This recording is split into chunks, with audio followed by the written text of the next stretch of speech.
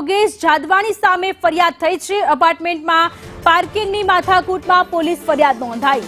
સિંગલપુર સ્થિત prince heaven અપાર્ટમેન્ટનો વિવાદ છે। અન્ય સભ્યોને સાથે બિલ્ડરને નોટિસ ફટકારી છે। એમએલએની પુત્રી સંબંધીને વધુ પાર્કિંગ અપાયાનો આરોપ છે। નોટિસ ફટકાર્યા બાદ નોંધાઈ જાદવાની સામે ફરિયાદ। સોસાયટીના મુદ્દાએ રાજકીય રંગ પકડ્યાની ચર્ચાઓ ચાલી રહી છે। એમએલએ વિનુ મોરડિયાની પુત્રી ડી બિલ્ડિંગમાં રહે છે। ડી બિલ્ડિંગમાં પાર્કિંગની ડબલ જગ્યાનો વિવાદ છે। આપ નેતા યોગેશ જાદવાની તોડબાજ છે। બિલ્ડિંગના પ્રમુખે નિવેદન આપ્યું, 5 વર્ષથી આ પાર્કિંગ ચાલી રહ્યું છે, હવે જ કેમ વિવાદ ઉભો કર્યો તે પણ સવાલ છે। સુરત શહેરમાં ભારતીય જનતા પાર્ટી અને આમ આદમી પાર્ટી સામસામે આવી ગયા છે અને મુદ્દો પણ એકદમ સામાન્ય અને અનોખો છે, પાર્કિંગનો વિવાદ। આપણા સાથે યોગેશ જાદવાની છે। યોગેશ જાદવાની આપ પાર્ટીના નેતા છે। યોગેશભાઈ, તમે તો આરોપી બની ગયા છો અને સિંગલપુર ડભોલી પોલીસ સ્ટેશનમાં ફરિયાદ નોંધાઈ છે। ફરિયાદમાં શું ઉલ્લેખ કરવામાં આવ્યો છે?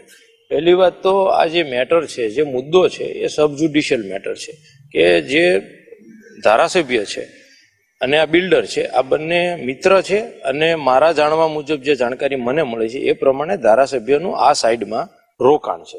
એટલે ધારાસભ્ય અને એના મિત્ર બિલ્ડરે મળીને આ બિલ્ડિંગની અંદર એના સગાવાલાને અને ધારાસભ્યએ એની દીકરીને ડબલ પાર્કિંગ આપ્યા છે। જે ડબલ પાર્કિંગ કોઈને આપી શકાય નહીં। સોસાયટીની જે સહિયારી મજિયારી જે જગ્યા હોય એ સોસાયટીના દરેકના સર્વ અધિકારની હોય છે। એમાં દરેકનો સરખો હક હિસ્સો હોય છે। તો આજે દરેકને હક હિસ્સો મળવો જોઈએ, તો એકાકી અધિકાર જે જમાયો છે, આપ્યો છે, એ ન આપી શકાય। તો એના માટે સોસાયટીના સભ્યોએ કોર્ટમાં દાવો કર્યો છે, કોર્ટમાં કેસ કર્યો છે। મેં એઝ એ પ્રમુખ તરીકે બિલ્ડરને નોટિસ પાઠવી અને કયા આધાર પુરાવાના આધારે આ ડબલ પાર્કિંગની ફાળવણી કરી છે કે આપી છે એની નોટિસ કાઢી અને માંગણી કરી છે નોટિસની।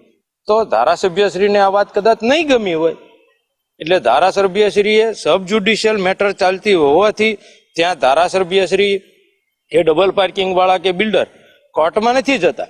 પણ અહીંયા હમણાં જે ગુજરાતમાં એક ટ્રેન્ડ ચાલે છે કે ભાજપના નેતા હોય, ધારાસભ્ય હોય, સાંસદ હોય, એનો ઈગો હર્ટ થાય એટલે પોલીસને આગળ કરી દેવાની, પછી સરઘસો કઢાવવાના, ફરિયાદો કરાવવાની, એની નીતિ વૃત્તિ પ્રવૃત્તિ પ્રમાણે મારા ઉપર એમને ફરિયાદ કરાવી છે। કોર્ટમાં હું એનો જવાબ આપી નીકળી જઈશ। જે ઠરાવના નામે મારા ઉપર ફરિયાદ નોંધાણી છે, આ ઠરાવ 19/6 નો છે। તો 7 મહિને બ્રહ્મ જ્ઞાન થયું કે આ ઠરાવ ખોટા થયા છે એવું? બીજું કે ઠરાવ ખોટા થયા છે, તમને ઠરાવ ખોટો લાગે છે તો કોર્ટ તો તમને તારીખ પર તારીખ, સમજ પર સમજ મોકલે છે।